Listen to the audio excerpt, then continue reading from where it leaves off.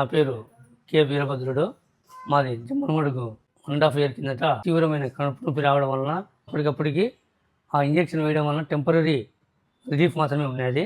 ఒకసారి ఇంకా తీవ్రమైన కడుపు నొప్పితో ఏరే వారి సలహాతో గ్యాస్ట్రోఎంట్రాలజిస్ట్ హాస్పిటల్కి వెళ్ళినాను. అక్కడ డాక్టర్లు పరీక్షించి నీకు స్టంట్ వేయాలా, స్టంట్ వేయకపోతే కానీ ఇబ్బంది అని చెప్పేసి నాకు స్టంట్ వేయడం జరిగింది. స్టంట్ వేసిన తర్వాత 4 వీక్స్కు తిరిగి రమ్మని చెప్పినారు. స్టంట్ రిమూవ్ చేయాలని చెప్పినారు.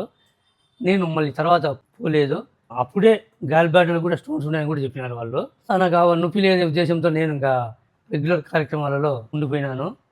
రీసెంట్గా ఒక 10 days బ్యాక్ ఆ స్టంట్ తీయకపోవడం వలన మళ్ళీ స్టమక్ పెయిన్ పూర్తిగా రావడం జరిగింది.